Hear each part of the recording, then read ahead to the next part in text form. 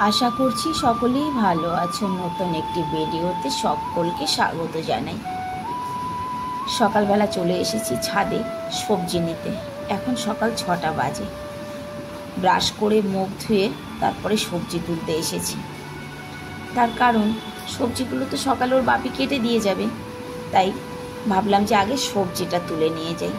সবজি বলতে আজকে আমি শুধু পুঁই শাকের পাতাগুলো নেব। আজকে আর ডাঁটাও পুঁই শাকের ডাঁটা বা অন্য কিছু নেব না, শুধু কয়েকটা পাতা নেব। পাতাগুলো এত বড় বড় হয়েছে যেন পানের মতো, তো একটুখানি পাতা কম করে দিলে হয়তো ডাঁটাগুলো আরও বেশি বাড়বে। ওই জন্য গোড়ার থেকে পাতাগুলো তুলে নিয়ে যাই। কিছু কিছু পাতা না মাটির সঙ্গে মিশে নষ্টও হয়ে গেছে। একটা পাতাও নষ্ট করতে ইচ্ছে করে না, সত্যি কথা বলছি, জানো তো। এই দেখো কি সুন্দর একদম তাজা তাজা পাতা। যেমনই হোক না কেন, নিজের হাতে লাগানো জিনিস আর সেটা একদম তরতাজা তুলে রান্না করা, তার মজাটাই আলাদা। হতে পারে বাজারেরটা বেশি স্বাদ, তবে আমার মনে হয় যে আমার ছাদের সবজিটাই বেশি স্বাদিষ্ট, বেশি ভালো লাগে। এই দেখো, আমি নিচে এসে দেখি ওর বাপি চা বসিয়ে দিয়েছে, আর কুকারে আমি ছোলা সিদ্ধ দিয়ে রেখে তারপরে ছাদে দিয়েছিলাম। উনি যখন চা বসিয়েছে, চাটা আমি একটু সেঁকে দিই। সবটুকু যে উনি করবে সেটা ঠিক না, তাই না? আটা মাখলাম, চা খেলাম, তারপরে আটা মেখেছি। সকালবেলা প্রচণ্ড তাড়াহুড়া থাকে, তো সব কিছু আর শেয়ার করা যায় না। 3 জনের টিফিন প্যাক করতে হবে। ছেলেরা কিছুতেই ঘি খেতে চায় না, তো ভাবলাম রুটিতে ঘি লাগিয়ে দিই। তাতেও অবজেকশন, কেন মা? ছেলেদের টিফিন প্যাক করে ওদের স্কুলে পাঠিয়ে দিয়েছি। আর এই দেখো আমার পুচকু সোনা এসে কি করেছে তোমরা বুঝতে পারছো তো? ওর বড় পাপা দাদা ভাইরা বেরিয়ে গেছে আর ইনি ঢুকেছে। বোন রেখে যাওয়ার সঙ্গে সঙ্গে হিসু করে পোছা লাগাচ্ছে উনি। আর এদিকে আমি রান্নার জোগাড়ে চলে এসেছি। চিংড়ি মাছ দিয়ে পুঁই শাকের পাতাটা ভাপানো হবে। আর এদিকে কাঁকড়া, 3টে কাঁকড়া 100 টাকা নিয়েছে। তাও যে খুব বড় বড় তা নয়, একেবারে ছোট ছোটই। আর এই দেখো পুঁই শাকটা কি সুন্দর করে কেটে দিয়েছে তোমাদের দাদাভাই। আর এই দেখো রান্নাঘরে সকালবেলার বৃন্দাবন এমন হয়, আমি হিমশিম খেয়ে যাই। ব্রেকফাস্টের জন্য কাবলি চানা বানানো হয়েছে। আজ আর ছোটো ছেলে অন্য কিছু খাবে না, কারণ ছোট ছেলেরও আমার মতো কাঁকড়া পছন্দ।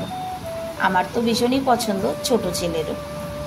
এই দেখো রান্নাটা চাপিয়ে দিয়েছি। তবে কাঁকড়াটা কে কীভাবে রান্না করো জানি না। রান্না বান্না তো সবারই আলাদা আলাদা পদ্ধতিতে। আমি সব দিন একরকম করে করি না। আজকে যেভাবে করছি অন্য সময় আবার এইভাবে করি না। আজকে আমি কাঁকড়াটার মধ্যে একটু পেঁয়াজ, আদা, রসুন, সরি আদা দিইনি, আদা চলে না। পেঁয়াজ, রসুন আর টমেটো, ধনে জিরের পাউডার সব কিছু দিয়ে কাঁকড়াটাকে মেখে নিয়েছি হলদি লবণ দিয়ে। কথার মানে ভেজে নিইনি। অন্যদিন তো কাঁকড়াটা আগে ভেজে নিই, আজকে আর ভাজিনি। তেজপাতা আর জিরে ফোড়ন দিয়ে এইভাবেই কাঁকড়াটাকে কষিয়ে নেব। অন্য সময় কাঁকড়াটা আলাদা ভেজে নিই, তারপরে মশলাটাকে আলাদা করি। আজ আর তা করিনি, ওইভাবেই মেখে সুন্দর ডেকে ডেকে ভেজে দেখো রান্না করেছি। আমার রান্না কমপ্লিট। আর এই দেখো এই যে একটা গাছ, আহারে! সকালবেলা ছেলেরা যখন বেরিয়েছে পাশের খালি প্লটে এই গাছটা পেয়েছিলাম, তুলে নিয়ে এসেছিলাম লাগাবো। এটা লঙ্কা গাছ, তবে জল দিয়ে রাখতে ভুলে গেছি, জানো তো। গাছটা একদম নেতিয়ে পড়েছে। এবার কোন গামলাটায় আমি লাগাবো সেটাই হচ্ছে কথা, কোনো গামলাই তো খালি নেই। আর এদিকে জামা কাপড় মেশিনে খানিকটা দিয়ে নিই, কারণ আমি সকালে ছাদে যখন এসেছিলাম তখনই ভিজিয়ে রেখে গেছি মেশিনে জামা কাপড়। বেডশিট, পিলো কভার এগুলো আর আমি দিদিকে দিই না ধোয়ার জন্য। তো এখন আমি তো নিচের কাজ সেরে এসেছি, দিদি নিচে কাজ করছে। আমি ভাবলাম মেশিনটা চালিয়ে দিয়ে তারপরে গাছ লাগাবো।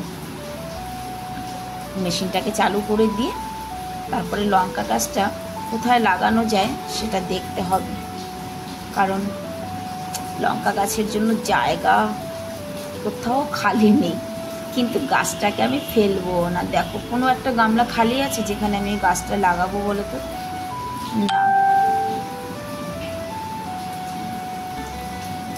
অনেক চিন্তা ভাবনা করে পেলাম এই জায়গাটা। তার কারণ পুঁইশাক গাছগুলো তো আর কদিন পরে থাকবে না, আর পুঁইশাকের তো লতা এদিক ওদিক বেয়ে যাবে, লঙ্কা গাছটা মাঝখান থেকে হয়ে যাবে। আর এদিকে দিদি বলেছে পুদিনা পাতা নেবে। এই দেখো পুদিনা পাতা দিদির জন্য তুলে নিয়ে যাচ্ছি। দিদি এতদিন আমার বাড়িতে কাজ করে, পুদিনা গাছ কোনটা উনি সেটাই চেনে না। আমাকে বলল দিদি তুমি একটু এনে দিও।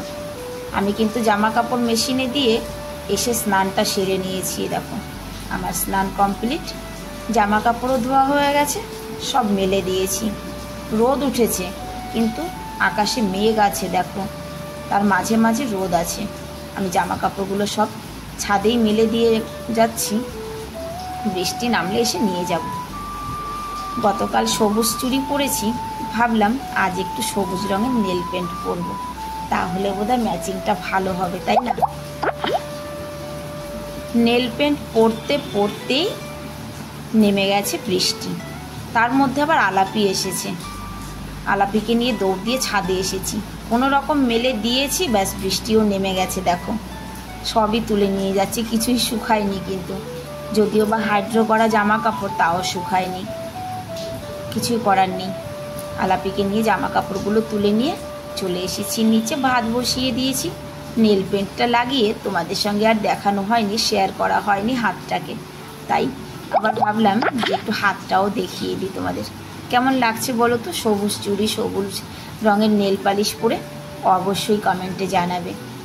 আর এইদিকে আলাপি ভাবলো যে একটুখানি আমার কাছে বসবে, তার আর উপায় নেই, বৃষ্টি একেবারে ঝমাঝম নেমে পড়েছে, আলাপিও দৌড়ে পালিয়েছে।